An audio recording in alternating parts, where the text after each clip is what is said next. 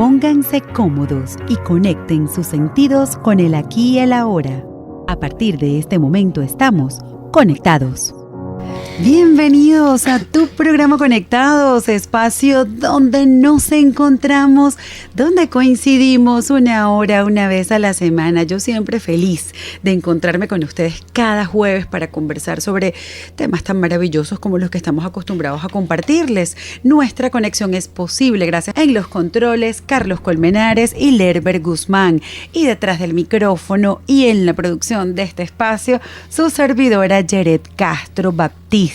Les recuerdo que podemos establecer conexión directa a través de los teléfonos 0212-264-1494 y 264-1619. Nuestras redes sociales están abiertas para ustedes en Instagram. Pueden seguir a la emisora @Radio Sintonía 1420 AM y también seguir mi red personal @Conectados Venezuela. Usted también nos puede sintonizar desde cualquier parte del mundo a través de www.radiosintonía1420.com. Allí al final hay un chat, también nos pueden acompañar con sus comentarios. Usted adicionalmente no tiene ningún tipo de excusas para acompañarnos descargando la app de Google Store Radio Sintonía, así que bueno, nos puede acompañar. Aquí me saluda Lari, que si regresé, por supuesto, ya estoy desde el jueves pasado acá en cabina acompañándolos. Este espacio, les recuerdo que llega a ustedes gracias a la cortesía de Armonía Sistémica.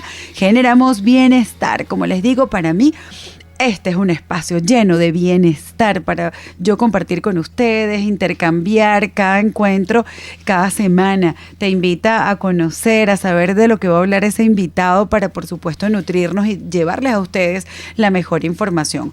Hoy nos acompaña un amigo personal, un amigo de esta casa también, un querido amigo, el doctor Saúl Villasmil. Él es bioanalista, biólogo molecular, profesor de la Universidad Central de Venezuela.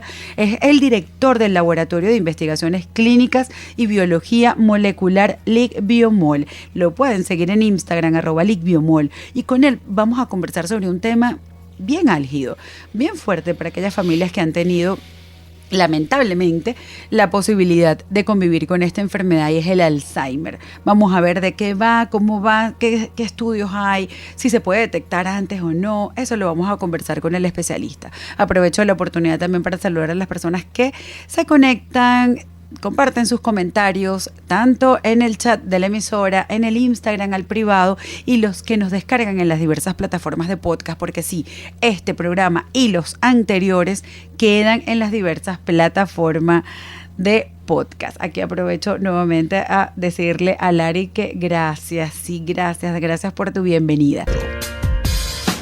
Existe una gama de herramientas para tu bienestar personal. Para ello, te traemos a los expertos. A partir de este momento, comenzamos Conectados en Detalles. Y continuamos aquí en Radio Sintonía 1420 AM y tu programa Conectados. Uno de los grandes misterios de la medicina moderna, la enfermedad de Alzheimer, más allá de la pérdida de la memoria. ¿Qué está sucediendo realmente dentro del cerebro de las personas que lo padecen? ¿Qué nos dice la ciencia más avanzada sobre esta compleja condición?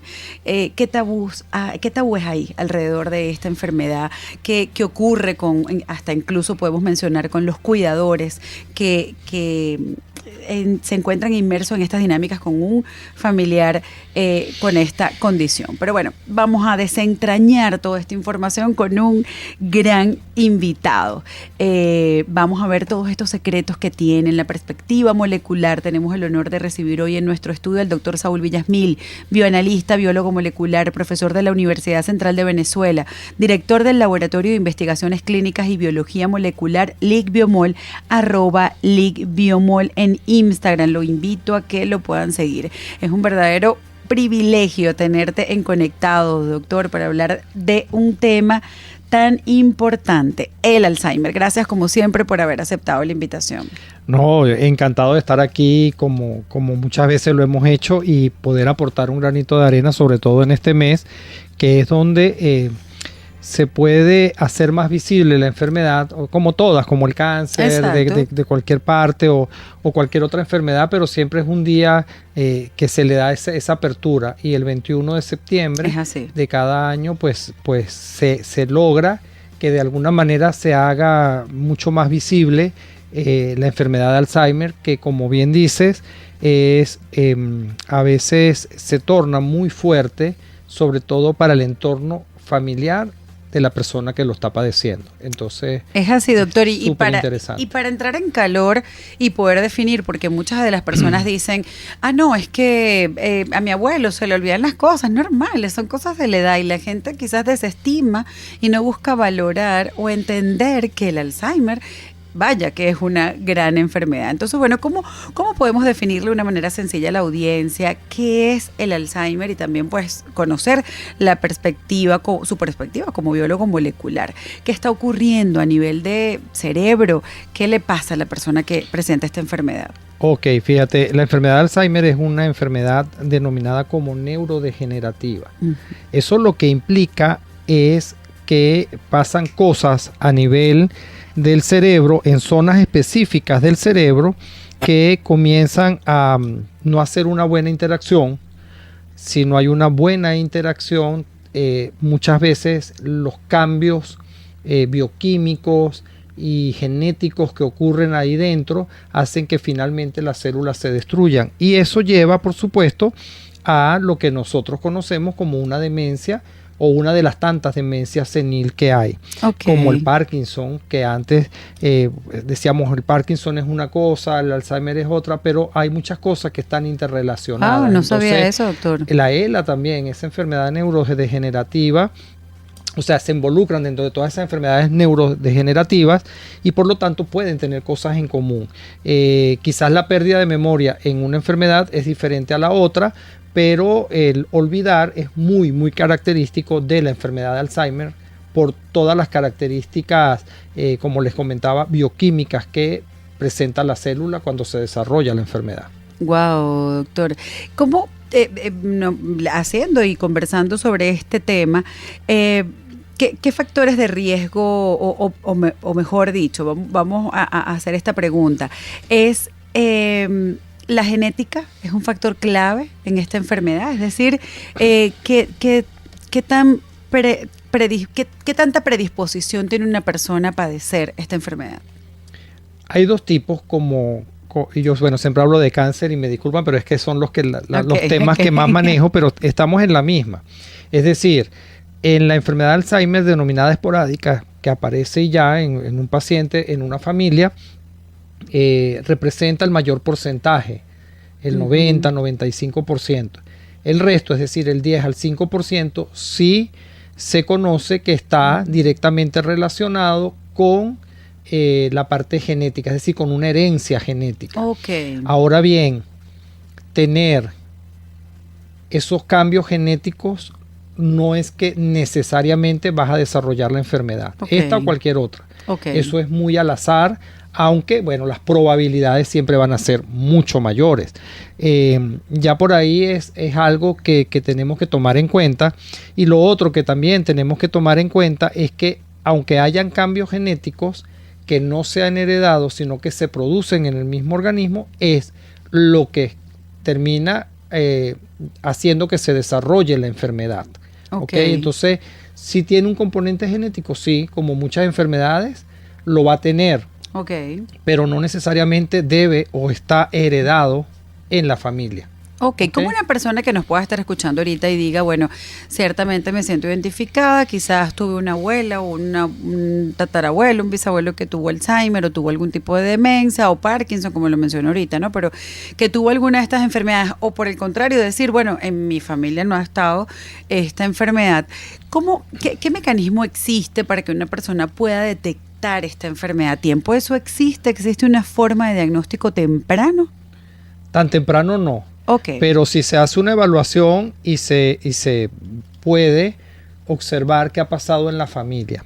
¿Y a qué me refiero con esto, Yaret? Es que la cantidad, o sea, el tiempo de sobrevida que tenemos en este momento es mucho mayor que antes. Es decir, quizás tú puedes decir, tengo una abuela que me duró 90 años, pero tengo un abuelo o una abuela por la otra parte, o una tía o alguien muy cercano desde ese punto de vista, que muere antes de los 40 o antes de los 50 años. Y esta es una enfermedad típica de personas más adultas, es decir, después de los 65 años quizás es cuando empezamos a ver picos de que se pueda desarrollar la enfermedad. Entonces, analizar eso es bien pertinente, pero sobre todo en esos parientes de primer orden, es decir, papá, mamá, un tío directo, un hermano. Eso sería cuestión de estudiar esa familia desde el punto de vista genético y poder decir, miren, hay esta mutación, puede ser con una probabilidad, con una estadística de que se desarrolle la enfermedad en alguno de los pacientes o de los que están muy cercanos a ese paciente. No así que sea ya del orden del tercer grado, pues, o sea, un primo segundo, ya eso podría ser por otras ramas. Entonces, desde el punto de vista genético, uno puede estudiarlo incluso con un árbol genealógico. Tanto así que hoy en día más o menos 55 millones de personas están padeciendo la enfermedad. Wow. Algunos quizás antes no era tan diagnosticado o no se veía, no se diagnosticaba. Es que no duraba mucho tiempo la gente. Hoy en día nosotros tenemos una sobrevida, dependiendo de los países y todo lo que ocurre en cada uno de ellos, pero a veces tenemos una sobrevida de 85 años. Antes la gente, como te estaba diciendo, duraba menos de 60 años y la enfermedad usualmente se comienza a desarrollar después de los 65. Ahora, que hay pacientes que la pueden desarrollar más temprano, claro, porque eso sí, se hacen estudios, pero generalmente esos estudios llevan a que es más genético y de ese tipo de herencia. O por ejemplo, en los pacientes que presentan síndrome de Down, ellos también tienden a desarrollar la enfermedad a edades mucho más tempranas, pero eso ya viene por una patología previa o por el síndrome como tal previo, porque justamente en lo que se conoce como trisomía 21 o síndrome de Down, el gen que está directamente involucrado en el desarrollo de la enfermedad, pues está contenido en ese cromosoma. Entonces ya no vas a tener dos par, o sea, el par, sino que vas a tener uno extra. Y necesariamente se va a desarrollar, no, porque hay una cosa que se llama regulación de la expresión de algunos genes y que lleva a lo que se conoce como una homeostasis, que es el equilibrio. ¿Ok? Entonces hay momentos en que algunos pacientes logran equilibrar y no desarrollan la enfermedad, como hay otros que no, aún padeciendo el síndrome de Down. Wow, doctor, esto está súper interesante, súper nutrido como siempre, como nos tiene acostumbrado el doctor Saúl Villasmil a nutrirnos de información. Saludo a Soy Gestal, gracias por acompañarnos, a Soy Babuito de Trujillo. Ya me perdí aquí en el Instagram de Trujillo para el Mundo. Así Saludos a ambos, nos dice la doctora Norma Pedreañez. Saúl es un crack, claro que sí. Bueno, nos ha llegado el tiempo, porque el tiempo en radio nos va ganando y nos ha llegado el momento de cumplir con compromisos de publicidad y ya regresamos a tu programa Conectados. ¿Te has preguntado por qué atraes el mismo tipo de relaciones? ¿Tienes conductas que no puedes dejar de repetir? Armonía Sistémica, propuesta que fusiona constelaciones familiares y Feng Shui, te acompaña a mirar esos aspectos en su consulta individual. Armonía Sistémica te brindará herramientas para atender tus casos y así poder atraer lo que deseas. Contáctanos a través del 0414-139-9299, Instagram, @Armonía Sistémica. Armonía Sistémica, conecta, camina y activa contigo. Estás en sintonía de Conectados con Yeret Castro. Y continuamos aquí en tu programa Conectados. Les recuerdo que estamos conversando con el doctor Saúl Villasmil. Él es bioanalista, biólogo molecular, profesor de la Universidad Central de Venezuela, director del Laboratorio de Investigaciones Clínicas y Biología Molecular LICBiomol, @LICBiomol en Instagram. Estamos conversando sobre Alzheimer. Doctor, tenía una pregunta y es acerca de los síntomas. ¿Qué síntomas reflejan esta enfermedad? Y bueno, también dejar dos preguntas acá al aire para contestar ahorita, y es que nos preguntan que si una persona joven le puede dar, otra persona nos pregunta, ¿un golpe fuerte lo pudiese generar? Entonces, bueno, factores de riesgo. Un golpe fuerte puede hacer que, o sea, una contusión podría, y se ha visto pues de que podría llevar a un desarrollo más temprano de la enfermedad. Wow. Una persona joven la puede padecer, claro, sí, de hecho hubo hace poco un boom porque un niño de 4 años, ya no recuerdo bien la edad, comenzó con la sintomatología, y por eso les decía que quizás ese niño sí trae una herencia muy fuerte que haga que las proteínas que están involucradas en la enfermedad de Alzheimer pues pierdan su capacidad fisiológica funcional.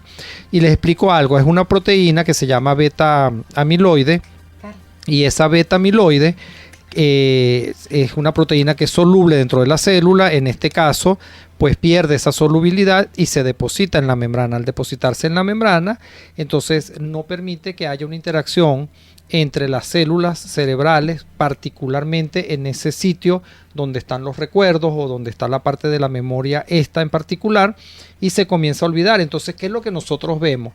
En principio podríamos ver pérdida de memoria. Okay. Ahora, pero pérdida de memoria que incluso el paciente en algún momento lo puede reconocer, es decir, hago cosas y de repente no me acuerdo cómo fue que las hice, pero algo muy cercano, o sea, no sé qué hice, no sé qué comí, no sé si me bañé o no me bañé en un momento determinado, y eso después tú vuelves, entonces el paciente lo puede comenzar a reconocer. Y después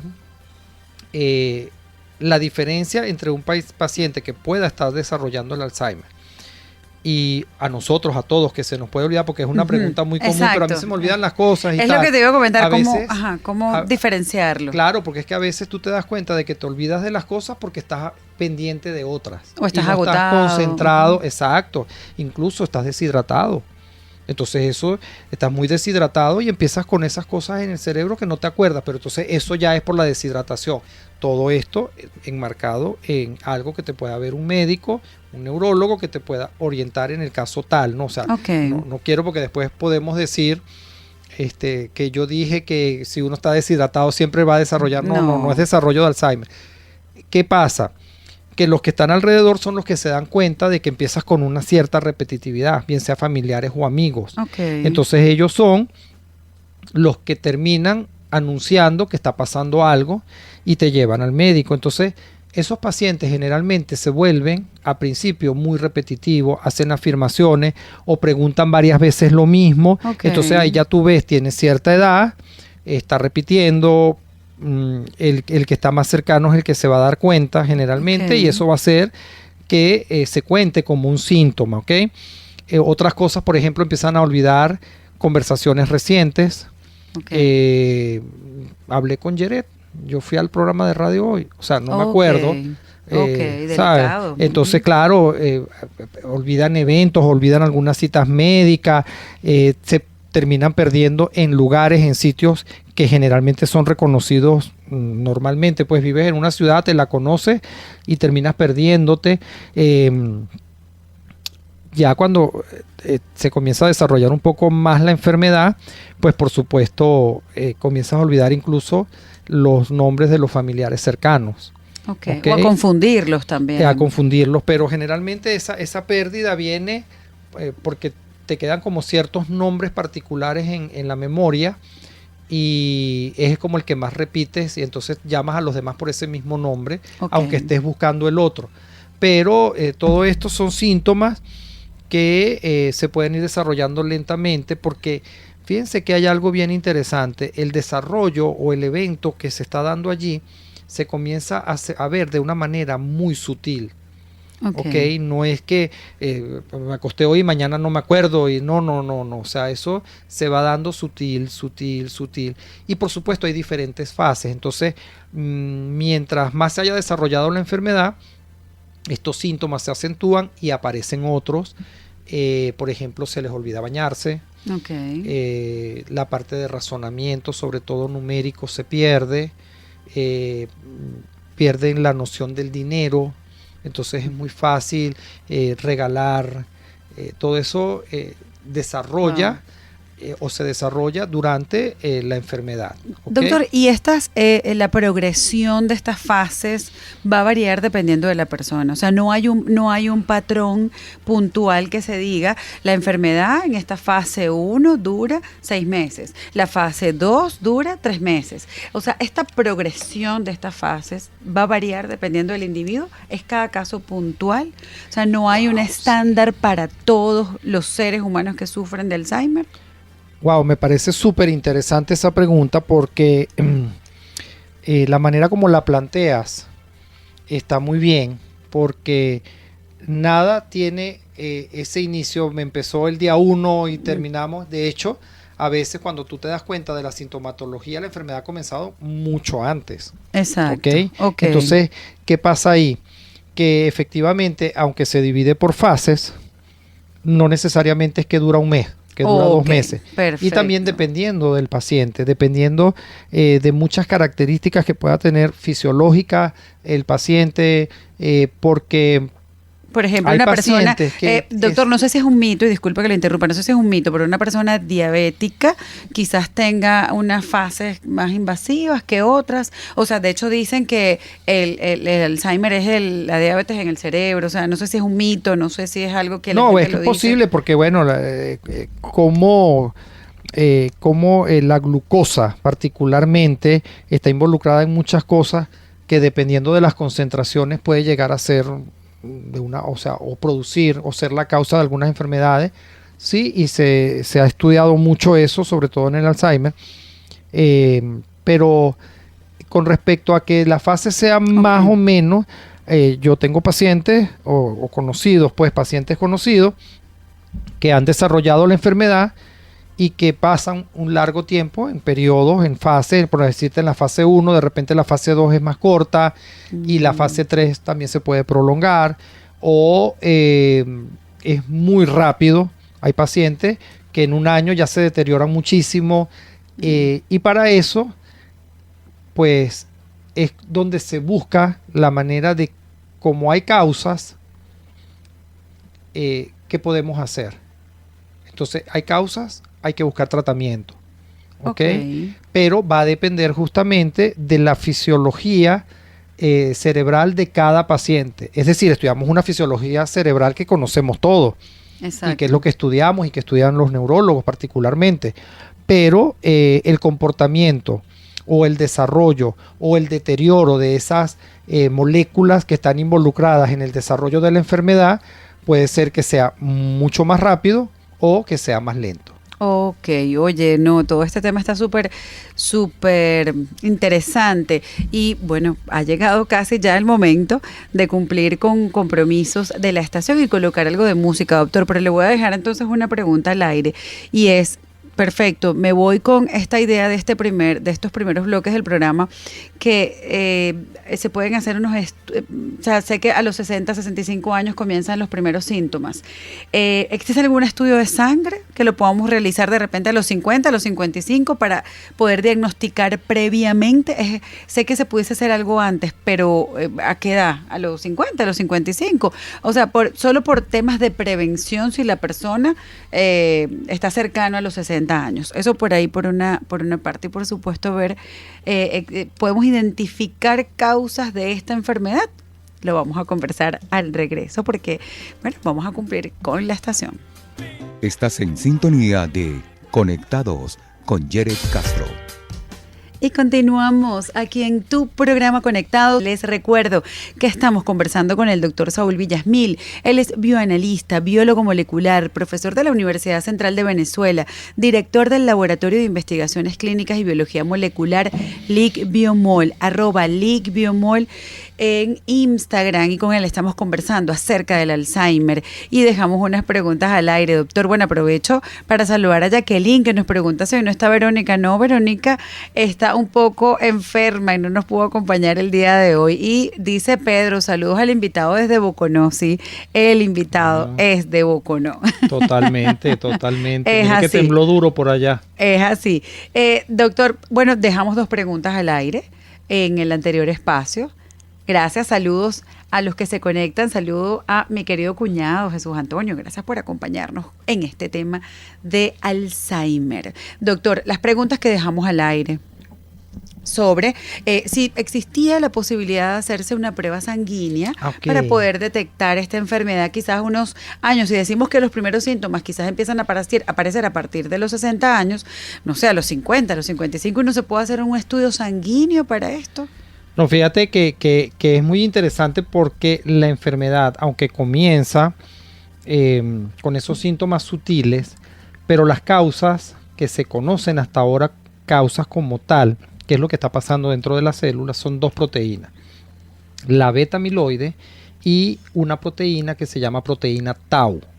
Okay. Cuando esas proteínas pierden sus propiedades fisiológicas, entonces a través de ellas nosotros podríamos de alguna manera identificar si a nivel de sangre, el líquido cefalorraquídeo, están aumentadas. Okay. Eso se hace, sí se hace. Yo de hecho las determiné en su momento cuando hice un trabajo de investigación justamente buscando si a través de estas proteínas podíamos diagnosticar más tempranamente y con un examen de sangre si el producto de un embarazo podría tener trisomía 21. Eso es un trabajo publicado en una revista científica, de ahí es donde uno, bueno, saca todas estas cosas. Entonces, ¿se podría hacer? Sí. Ahora, que esté aumentado significa que realmente vas a padecer la enfermedad o en cuánto tiempo la vas a padecer, no necesariamente es. Es decir, o por lo tanto, mejor dicho, una cosa en medicina tenemos que verla bien, porque no necesariamente lo que está escrito, que es posiblemente, esa palabrita de posiblemente es donde tenemos que tener cuidado. O sea, posiblemente tú tienes esto y vas a desarrollar un cáncer de mama. Pero ¿quién te lo garantiza? No hay una garantía. Ahora, que eso ayude y contribuya a un diagnóstico más acertado, sí. Imágenes, Norma, que hace imágenes, ¿verdad? Entonces, bueno, tenemos imágenes, podemos detectar estas proteínas, ver cómo están, la conducta del paciente, y hay maneras que tienen los médicos que evalúan a estos pacientes, donde los ponen a hacer algunos ejercicios, algunos dibujos, algunas cosas, y se puede hacer un mejor diagnóstico de que sea Alzheimer también. Porque hasta ahora, con todo y todo, ¿cuál es el problema? Que para hacer un diagnóstico veraz, decir si tenía Alzheimer, a juro hay que hacerlo a través de la autopsia, de una necropsia, donde se tomen muestras del cerebro y se puedan ver los ovillos que producen, o ese cúmulo de esas proteínas y poder decir sí. Esta persona. Doctor, exacto. Entonces, hablando de las causas, que también era parte de lo que había quedado pendiente, aparte de las causas, ¿por qué se afectan estas proteínas, doctor? ¿Cuál es la razón? ¿Cuál es la causa de que se afecte esta proteína? ¿Y cuáles son las causas de padecer esta enfermedad? Fíjate, una de las cosas es que puede haber una mutación en el gen que produce estas proteínas. Y otra cosa es, o sea, fíjense, por ejemplo, en la beta-amiloide, no necesariamente es que el gen produce la proteína y ya. Es que el gen produce la proteína y esa proteína ahora tiene que ser modificada por otras moléculas que también son proteínas para acomodarla y que tenga una estructura que sea funcional. Entonces, fíjate, el problema está en el gen que codifica la beta-amiloide o es en el gen que codifica las otras proteínas que son capaces. Entonces, allí es donde se encuentra esto particularmente, y recordemos que esta es una enfermedad que justamente uno de los factores de riesgo que no podemos cambiar y que sucede en la mayoría de los casos es la edad avanzada. Entonces, una edad de más de 80 años u 80 años, generalmente el deterioro es distinto, el paciente se supone que ya tiene menos años de vida y en 3-4 años el paciente puede fallecer. Pero si te da muy joven, puedes durar 10 años, 12 años, ¿ok? En ese deterioro. Y es allí donde está el problema, y era lo que hablábamos, dentro de esos factores de riesgo que tenemos, esos familiares de primera línea, por ejemplo. Entonces, si hay esa mutación que sea heredable, entonces allí la probabilidad de que padezca la persona o el descendiente la enfermedad pues es mayor. Ok, bueno, saludos a Pedro, que dice el doctor, hijo de nuestra tierra, la familia Villasmil. El doctor se vino con barra para el programa. Wow, qué bien, Pedro, gracias por eso. Sí. Efectivamente, de Boconó. Doctor, dentro de estos factores de riesgo que pudiésemos mencionar, ¿qué tanto impacta el estilo de vida? Por ejemplo, la alimentación, el sueño, para este padecimiento, esta enfermedad. ¿Hay una evidencia científica de que estos hábitos saludables pueden impactar esta enfermedad? Fíjense que a mí esto me causó mucha risa una vez que estuvimos justamente aquí en el programa, porque yo dije que resulta que... Ajá, sí, recordando esto. Aprovecho y saludo a Toti, que nos pregunta también por el tema de la edad. Sí, exacto, sí. Toti está preguntando por la edad, entonces por eso me quedé, porque estaba leyendo ahí. Ajá. Por supuesto, la edad pues es algo que sí, que es parte de lo parte, que venimos. Por supuesto, o sea, uno de los factores de riesgo principales es la edad avanzada. Pero ahora, lo que les decía, estamos aquí en este mismo programa hablando de otra cosa, y creo que era de cáncer, y yo dije, bueno, pues la buena alimentación y tal, qué sé yo. El problema es que la empiezas a hacer cuando te diagnostican. Y creo que fui como muy fuerte cuando lo dije, porque, y les pido disculpas para el momento y todo, pero es que nosotros lo que tenemos es que tener un estilo de vida que sea acorde. Es así. Ahora, yo sé que las cosas han cambiado a nivel mundial, entonces está el estrés, el factor de estrés.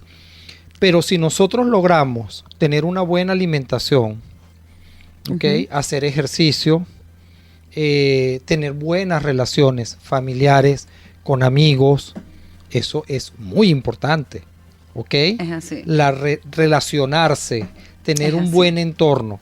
Y eso me lleva entonces a la epigenética, que también se ha estudiado y que también hemos conversado en el programa. Entonces es cómo esos factores externos, como el factor del medio ambiente, donde va a estar justamente la alimentación, el estilo de vida que tengamos, pueda influir o no en una enfermedad.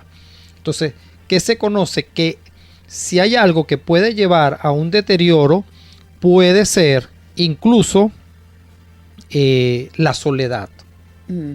Entonces, en edades avanzadas nos vamos quedando más solos, los amigos del entorno generalmente empiezan a fallecer, vamos a esas soledades, ya no podemos salir como salíamos antes, ya no podemos ser tan independientes como antes, y eso podría ser alguno de los factores que puedan llevar al desarrollo de esa enfermedad. También conversábamos fuera del aire, doctor, sobre también la pérdida de algún familiar, de la pareja. La pérdida de la pareja, eso sí está bien estudiado, sobre todo la pérdida del cónyuge, es un detonante. ¿Que todos lo van a padecer? No todos. Exacto. Pero se ha visto que la pérdida o de un hijo también termina después, pues, y dependiendo de la edad de la persona.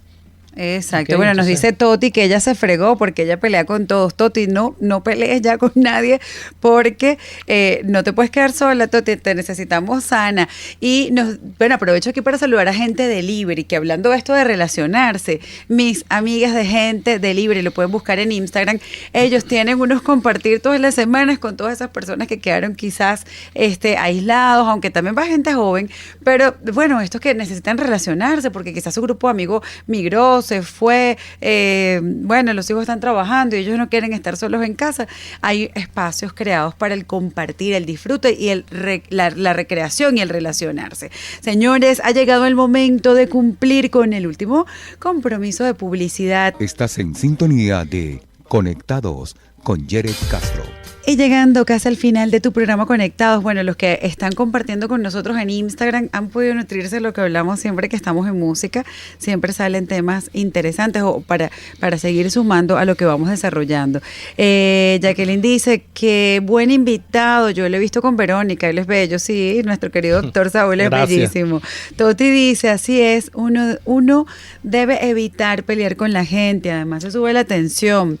Yo tomo ajo para eso. Bueno, las cosas naturales siempre van a sumar, pero como siempre decimos acá, recuerda asistir a la especialista y cumplir con el tratamiento. Aquí nos pregunta Alex Bar que qué pasa. Bueno, estamos hablando de que el azúcar, definitivamente, lo decíamos fuera del corte, que el azúcar es un carbohidrato que es bueno, y por acá pues estábamos conectados también hace un momento con mi nutricionista y decíamos, bueno, el azúcar no es malo, es un carbohidrato, lo que está mal, y es como todo, es el exceso. Comemos en exceso el azúcar y después no hacemos ningún tipo de actividad física, el resto de las comidas no son saludables, entonces bueno, todo ese exceso va a traer sus consecuencias. Si lo consumo en exceso, voy a padecer de la enfermedad, es lo que hablábamos ahorita en el corte. No lo sabemos. Entonces, bueno, pero la idea es minimizar los riesgos frente a esto. Entonces, claro, ahí es. Entonces, esa es la parte de la epigenética. ¿Qué hace la epigenética? Cómo el medio ambiente puede modificar la expresión de ciertos genes, ¿ok?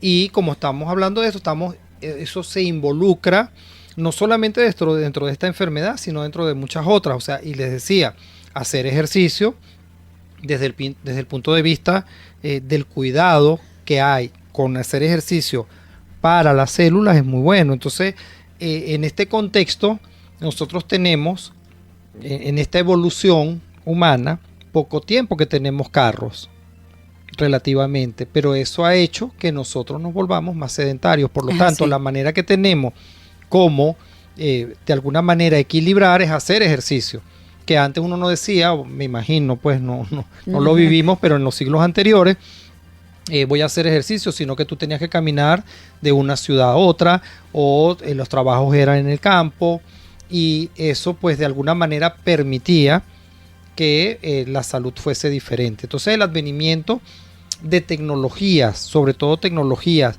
que llevan a mantener los alimentos durante más tiempo, como los enlatados y eso, por supuesto que eso nos podría afectar, sí, pero ¿qué sucede? Que nosotros no tenemos por qué comer enlatados todos los días. Exacto. No tenemos por qué consumir altas cantidades de azúcar, ¿ok? Si lo podemos evitar de alguna manera. Bueno, hay gente que no toma café si no es con azúcar, pero hay otras que la toman sin azúcar. Entonces, bueno, eso es una manera de evitar el azúcar, pero te puedes comer, no sé, una torta pocas veces, porque tampoco es todos los días, y eso es lo que te va a ayudar. Es como el alcohol, que también afecta, y que está demostrado que el alcohol puede ser también un factor para el desarrollo de la enfermedad de Alzheimer. Entonces, ¿qué pasa? Si el consumo de alcohol ya se convierte en una enfermedad como el alcoholismo, pues te puede generar. Pero si te tomas unas copas, si estás en una celebración, yo creo que ninguno de los que me están oyendo es que va a celebrar todos los días algo. Exacto. Hay semanas que pasa, hay días que pasan, pero no todo el tiempo. Entonces es así, pues, porque además hay que producir para obtener el dinero para poder pagar las celebraciones. Entonces eso a veces no es tan factible ni en Venezuela ni en el mundo, no se crean. Nos dice Pedro que si masticar chimó ayuda a tener esta enfermedad, y Jacqueline le dice que eso es muy malo, que eso es como una droga. ¿Qué le decimos a Pedro? Porque nos lo preguntó arriba y no lo leímos. Lo que pasa es que lo contestamos por aquí solamente. Ajá. Bueno, no, yo no tengo información de que eso sea un detonante. Es una droga, pues sí, porque al final es tabaco y hace lo mismo que el cigarrillo, y por supuesto que lleva a que haya una adicción. Y como todo eso, pues al final pues una adicción es una adicción. Exacto, exactamente, doctor. ¿Qué mensaje le damos a las personas que nos están escuchando? ¿Existe algún tipo de esperanza para los que tienen familiares con Alzheimer, de nuevos tratamientos, de algo que haga retrasar por lo menos el pasar de fases? Qué buena esa pregunta, la voy a contestar rápidamente porque sé que ya el tiempo justamente se nos fue, pero sí hay unos medicamentos nuevos que van a sitios o hacen cosas específicas específicas, porque se conoce pues que disminuyen algunas moléculas a nivel del cerebro. Entonces, cómo aumentarlas a través de la alimentación, cómo aumentarlas a través de medicamentos que se han utilizado, que lo que hacen muchas veces es retrasar, ¿ok?, la aparición tan abrupta o el desarrollo tan abrupto de la enfermedad. Entonces, un paciente puede estar en fase 1 durante mucho tiempo. ¿Qué quiero decir con esto? Que si se toman las previsiones, si hay un diagnóstico lo más precoz posible, como en muchas enfermedades, hay medicamentos que pueden evitar justamente que se desarrolle la enfermedad, ¿ok?, de esa manera tan abrupta. Entonces puede tener al paciente aquí y ahora, porque la cuestión de la demencia, como concepto, es perder esa noción de aquí y ahora, y eso se pierde y se va deteriorando, ¿no? Entonces, por eso es que se denominan en conjunto demencias seniles. Entonces, ahí es donde voy. Mientras eso suceda y que puedas tener un tratamiento, que los hay, algunos están todavía en estudio, otros ya la FDA, por sus siglas en inglés, pues han dicho que sí se pueden utilizar, o que son un poco más seguros. Pero eso sí, con el médico tratante. No es que uno va a ir a la farmacia a decir, me voy a tomar esto porque si alguna vez desarrollo, no. Hay que tener un poco de cuidado. Y yo creo que... Nada de automedicarse. No, para nada. Y yo creo que una de las cosas que yo pueda decir sobre esto, primero, cuidar al cuidador.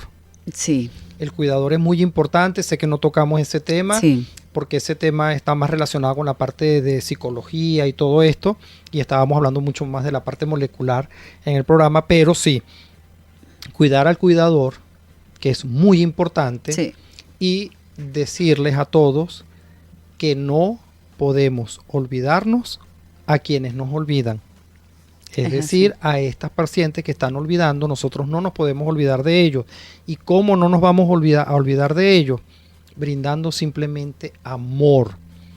Con amor yo creo que todo se puede sobrellevar mucho más bonito, Yaret. Ay, doctor, qué bello mensaje para finalizar. Y es así, bueno, no atendimos a los cuidadores. En algún momento hemos desarrollado esta parte de hablar sobre lo fuerte del trabajo del cuidador de las personas de esta enfermedad.